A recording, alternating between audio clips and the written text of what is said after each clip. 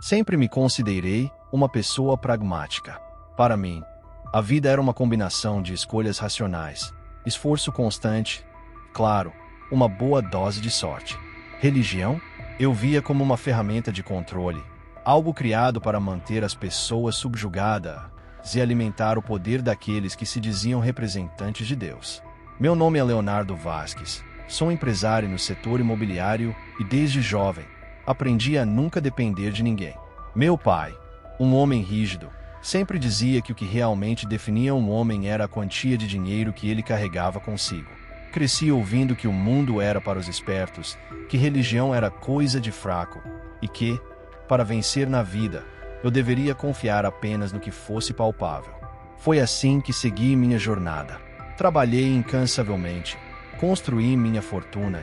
Aos 45 anos, já era um nome respeitado no mercado. Na minha vida perfeita, com apartamentos luxuosos, carros importados e viagens por todo o mundo, sempre havia uma sensação de desconforto quando o assunto era fé, Deus ou a igreja. O que antes me parecia ceticismo, com o tempo se transformou em raiva. A ideia de dar dinheiro para pastores me revoltava. Via igrejas lotadas de pessoas humildes entregando o pouco que tinham, enquanto líderes religiosos ostentavam carros de luxo, construíam templos grandiosos e viviam em mansões. Para mim, aquilo não passava de um grande esquema. Eu era vocal sobre minha visão. Se algum amigo falasse sobre o dízimo, eu zombava. Quando um funcionário mencionava Deus como motivo de gratidão, eu revirava os olhos. Se minha esposa sugeria apoiar alguma causa ligada à igreja, eu me recusava categoricamente, preferindo doar diretamente para uma causa onde eu soubesse o destino do meu dinheiro. Eu não só me abstenha de contribuir, como também fazia questão de desencorajar qualquer envolvimento com movimentos religiosos. Sempre tinha uma resposta pronta para desacreditar qualquer pastor ou ideia cristã. E sinceramente, me orgulhava disso. Acreditava que estava ajudando as pessoas a enxergarem a realidade por trás de tudo aquilo. Porém, o que eu não sabia era que em breve alguém abriria os meus olhos, e não seria da forma como eu imaginava. Naquela semana, fechei o maior negócio da minha carreira, um contrato milionário que me consolidaria como um dos empresários mais influentes da cidade. Para comemorar, reuni alguns amigos para um dia de lazer em um clube exclusivo. Durante a conversa, alguém mencionou o crescimento das igrejas no país, e eu, com meu tom sarcástico, comentei: não existe empresa mais lucrativa do que uma igreja. Imunidade fiscal e lucro total. Alguns riram, outros desviaram o olhar, mas ninguém contestou. Então, um homem mais velho, sentado no final da mesa, me olhou fixamente e perguntou: você tem certeza disso? Dei uma risada, sem hesitar. Claro, está óbvio. Pastores vivem melhor que empresários, mas sem pagar imposto, respondi. Ele tomou um gole de café e continuou, me observando. Você já parou para investigar o que acontece com o dinheiro que entra nas igrejas? Revirei os olhos, já conhecendo a resposta. Sei muito bem. Carros de luxo, casas de praia, viagens. E quem doa, volta para casa na mesma situação, respondi. Ele sorriu, não de maneira debochada, mas como alguém que sabia algo que eu ainda não sabia. Você tem certeza disso? Ele repetiu a pergunta, e algo na maneira como ele falou me fez questionar. Mas, como sempre, ignorei e segui com o dia. Eu não fazia ideia de que aquela seria minha última conversa antes do acidente. Sempre acreditei que a morte fosse o fim. Um apagamento total, como desligar a televisão e nunca mais ligá-la. A ideia de alma ou vida após a morte sempre me pareceu uma ilusão.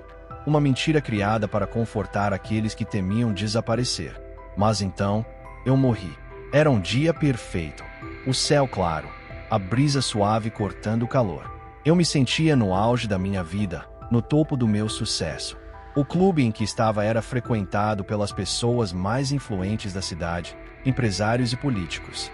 Após o almoço, um amigo sugeriu que fossemos à marina testar seu novo jet ski. Sempre fui competitivo e adorava desafios. Queria provar que ainda estava no controle da minha vida. Liguei o motor, senti a potência e acelerei, com o vento batendo no rosto e a adrenalina correndo nas veias. Mas, em um segundo, tudo mudou. Eu não vi a onda se formar. Não tive tempo de reagir. O jet ski bateu de maneira estranha na água, me lançando para o alto. A queda foi rápida e brutal. Minha cabeça bateu com força. De repente, tudo se silenciou. Por um momento, pensei que ainda estava apenas atordoado, mas algo estava errado. Não sentia dor, não sentia meu corpo. Então, percebi que estava fora de mim. No começo, tudo parecia muito sutil. Eu percebi meu corpo afundando na água, inerte, como se fosse um boneco. Um pânico estranho começou a tomar conta de mim. Mas não era um medo comum. Não era apenas físico, havia algo muito mais profundo. Tentei me mover. Tentei nadar de volta para mim. Mas meu corpo já não respondia. Eu estava flutuando.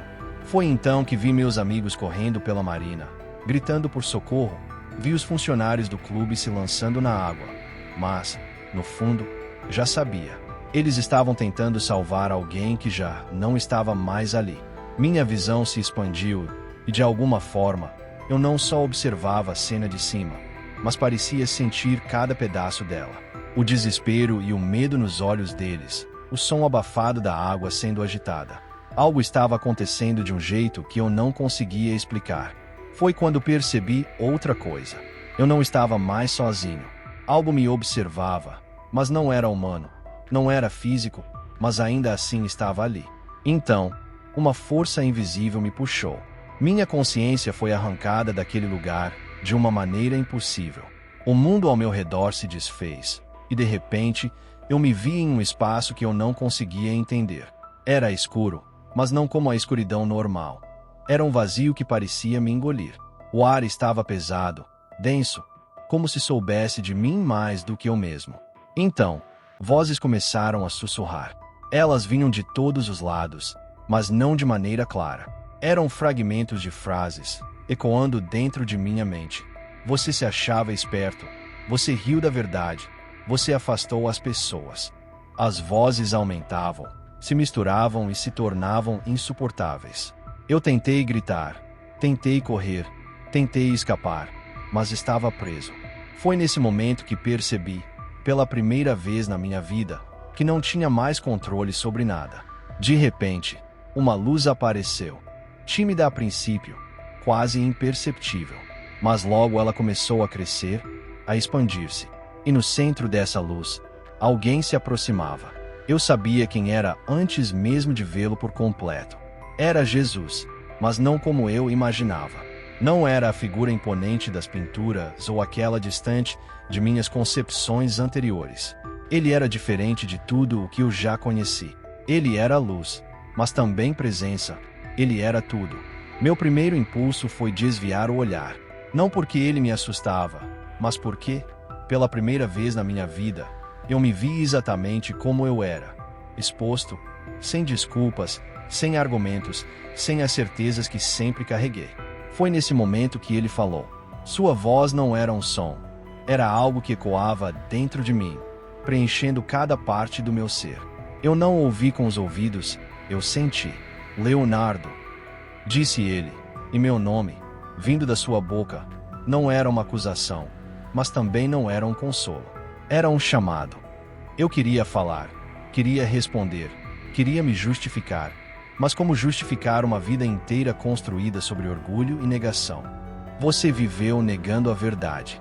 Agora verá com os próprios olhos. Naquele momento, o cenário mudou completamente. Eu não estava mais em um vazio. O que via à minha frente não era céu, nem terra. Era uma visão indescritível. Diante de mim, apareceu uma cidade, mas não uma cidade qualquer. Não era nada como as que conhecemos na Terra. Era algo maior, mais grandioso, mais além. As cores eram diferentes, e a luz não vinha de um sol, mas emanava de tudo ao redor. A própria existência parecia vibrar com algo que eu não conseguia compreender. E então, comecei a ver as pessoas. Elas não andavam como nós. Elas pareciam flutuar, movidas por algo invisível. Mas o que mais me tocou foi a paz que elas exalavam. No centro daquela cidade celestial, vi um templo. Não era um prédio, mas um espaço de encontro. E dentro desse lugar, vi algo que fez meu coração parar. Vi pessoas orando, mas não de uma maneira que eu conhecia. Elas não estavam pedindo nada. Elas estavam em comunhão. E mais do que isso, havia algo fluindo delas. O que é isso? Minha voz finalmente saiu, hesitante. Jesus olhou para mim e disse: esse é o verdadeiro significado da entrega. Naquele instante, algo saiu das pessoas. Era como luz, como energia viva, e essa luz se espalhava, alimentando tudo ao redor. Era uma troca, não uma obrigação. Depois disso, fui levado a outras visões. Vi fiéis na terra entrando nas igrejas, vi pastores pregando, vi pessoas ofertando. E, ao contrário do que sempre imaginei, aquele dinheiro não desaparecia. Ele se transformava. Mas o que vi a seguir me destruiu por dentro. Jesus ergueu a mão, e ao lado da visão daquela cidade celestial, surgiu outra imagem. Vi pessoas como eu, empresários, homens de negócios bem-sucedidos. Alguns deles criticavam o dízimo, assim como eu fizera. Outros se aproveitavam dele. Vi igrejas sendo usadas como instrumentos de enriquecimento. Vi líderes que distorciam a verdade, sacrificando os poucos recursos de outros para o próprio benefício. Mas também vi lugares onde o dinheiro ofertado se transformava em comida, abrigo e conforto para aqueles que nada tinham. Naquele momento, uma verdade que eu jamais imaginei entender se revelou para mim. O problema não estava no dízimo em si, mas no coração de quem o dá e de quem o recebe. Sempre considerei que o dinheiro das igrejas era um abuso, um desperdício. Agora, eu via que, em alguns casos, ele realmente era mal utilizado, mas, em outros, se transformava em provisão. Eu não sabia disso. Sussurrei, sentindo o peso do meu orgulho se despedaçar dentro de mim. Jesus me olhou, novamente. Seus olhos não estavam repletos de julgamento, mas tampouco eram de condescendência. Você nunca quis saber. Naquele instante, uma última visão surgiu. Eu me vi, sentado em um restaurante, zombando dos fiéis que entregavam o dízimo. Vi o homem mais velho que me havia confrontado naquele dia, e vi algo que me gelou por dentro. Vi o olhar dele. Era um olhar de compaixão. Ele sabia que eu estava errado, mas não me atacou. Ele sabia que eu ainda não enxergava a verdade, mas tentou me alertar. E agora, finalmente, eu entendia. Mas será que ainda havia tempo para mudar? Foi então que a luz começou a se apagar. Senti algo me puxando para trás, como se estivesse sendo arrancado daquele lugar. E, no último momento, antes de tudo desaparecer, Jesus disse algo que ficaria ecoando em minha alma para sempre. O que define a verdade não é o dinheiro, é o coração. Então, tudo se desfez. Eu estava voltando, mas algo havia mudado em mim. A luz ao meu redor começou a pulsar de uma forma diferente. Não estava mais apenas vendo, eu estava sentindo. Cada palavra de Jesus parecia não só entrar em minha mente, mas atravessar meu ser inteiro, como uma verdade impossível de ignorar. Tentava processar tudo o que ele havia me mostrado. As igrejas, as ofertas, os pastores, as pessoas que davam e as que recebiam. Tudo aquilo colidia com tudo o que eu sempre acreditara. Foi então que Jesus me olhou, e o silêncio ao redor era profundo. Não um silêncio vazio, mas um silêncio carregado de expectativa, como se algo crucial estivesse prestes a ser revelado. Ele falou: "Você sempre acreditou que a entrega era sobre dinheiro, mas eu nunca precisei de ouro ou prata." As palavras caíram sobre mim como uma rocha. Então, por que o dízimo existe? Eu perguntei, sentindo minha voz trêmula, quase quebrada. Jesus levantou a mão, e as escrituras começaram a se manifestar diante de meus olhos. Vi Abraão entregando o dízimo a Melquisedeque, Gênesis 14, versículo 20. Não era uma obrigação religiosa, mas um ato de gratidão. Vi Malaquias falando sobre o dízimo, Malaquias 3, versículo 10, mas não como uma cobrança, e sim como um convite à fidelidade e confiança. Depois, vi algo que me chocou ainda mais.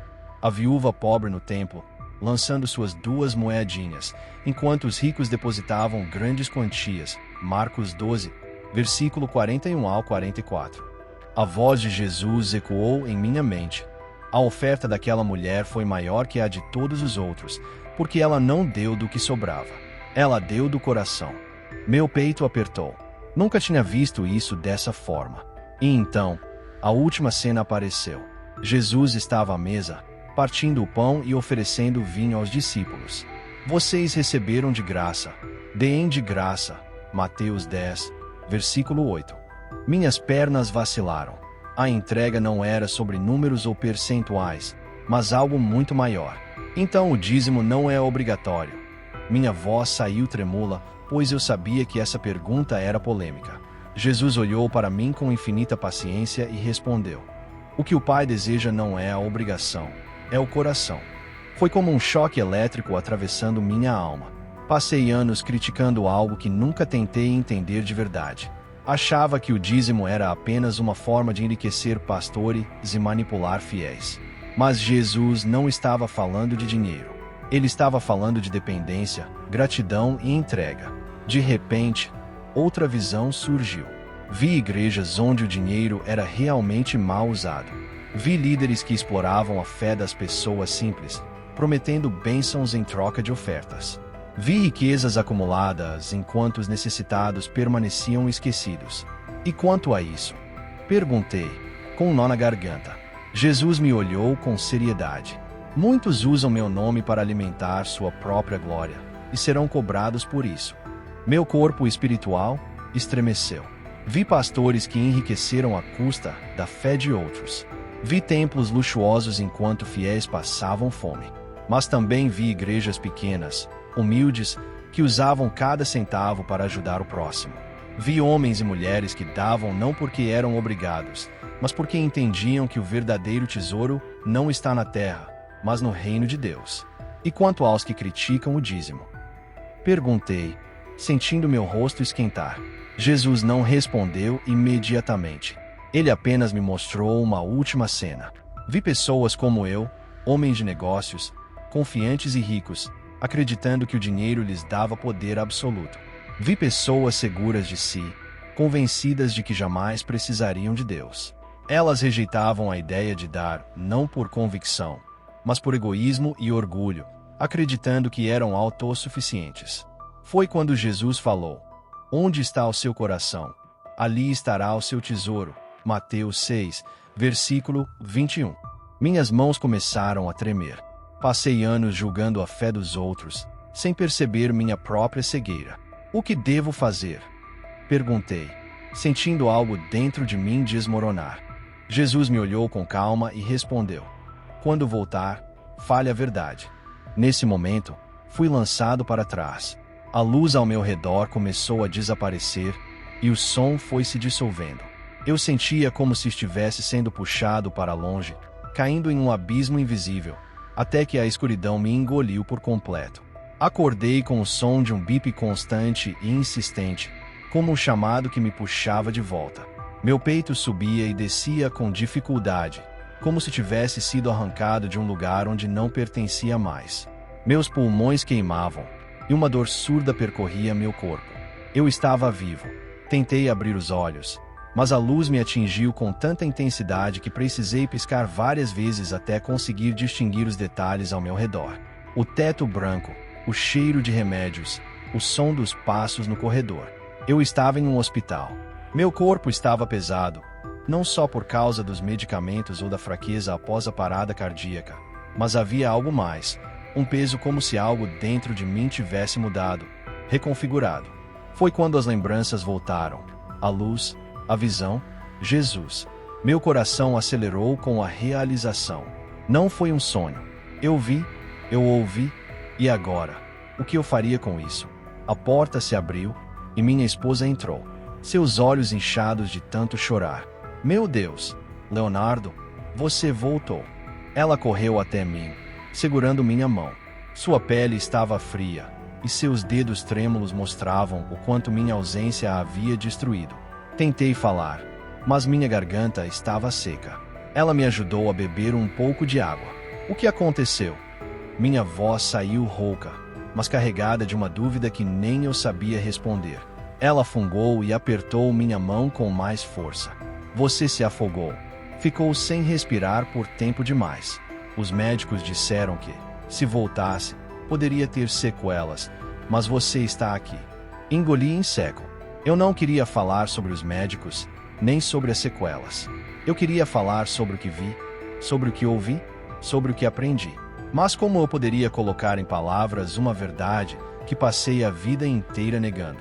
Como explicar que aquele que eu desprezava, que eu duvidava, me encontrou do outro lado e me revelou a verdade? A porta se abriu novamente, e um médico entrou, acompanhado por uma enfermeira. Ele me olhou com um brilho de incredulidade nos olhos. Senhor Vasquez, como se sente? Ele parecia surpreso, mas consciente. Sorriu e soltou um suspiro. Seu caso nos surpreendeu. Para ser honesto, não esperávamos que voltasse tão lúcido. O que ele não sabia era que eu nunca estive tão lúcido em toda a minha vida. Começaram os exames, fizeram perguntas, pediram para que eu lembrasse datas, nomes, números.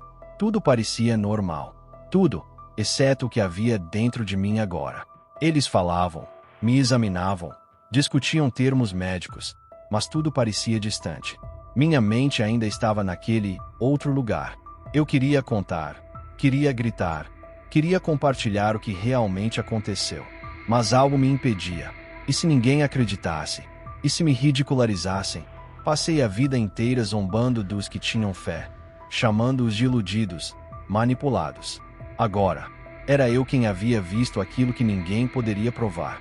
Eu era a prova viva de algo que sempre recusei acreditar. E isso me causava um grande temor. Após finalizar os exames, o médico me deu um sorriso acolhedor e disse: "Vamos deixá-lo descansar. Mas, Sr. Vasquez, posso dizer que o senhor recebeu uma segunda chance. Algo assim não acontece todos os dias." Quando fiquei sozinho, fechei os olhos e senti um nó apertando minha garganta.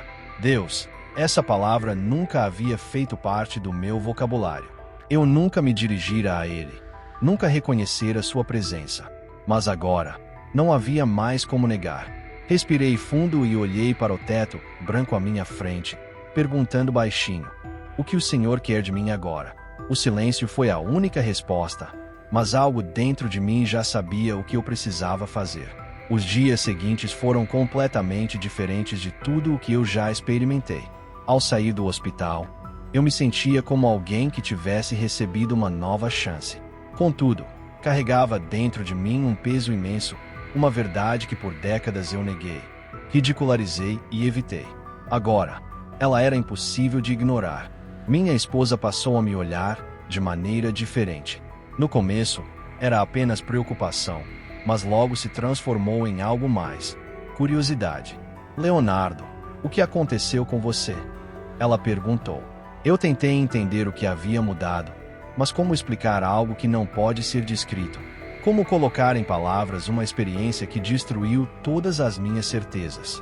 "Eu vi Jesus", foram as palavras que saíram sem que eu sequer pensasse. O olhar dela ficou fixo no meu, esperando por algo mais, mas não havia nada além disso. Era o suficiente. Eu vi Jesus, e ele me mostrou tudo o que eu nunca quis enxergar. Nos dias seguintes, tentei retomar minha vida como antes, mas tudo parecia deslocado. Os negócios, os contratos, as reuniões, nada mais parecia ter o mesmo valor. Antes, eu via o dinheiro como uma ferramenta de poder, uma forma de controle. Agora, ele me parecia tão pequeno diante da eternidade. Foi quando soube o que eu precisava fazer. Pela primeira vez, entrei em uma igreja sem o olhar crítico de antes. Não estava lá para julgar. Estava ali para ouvir, mesmo que tentasse evitar os olhares curiosos dos outros. Antes, eu acreditava que sabia de tudo. Agora, me sentia pequeno diante de algo muito maior.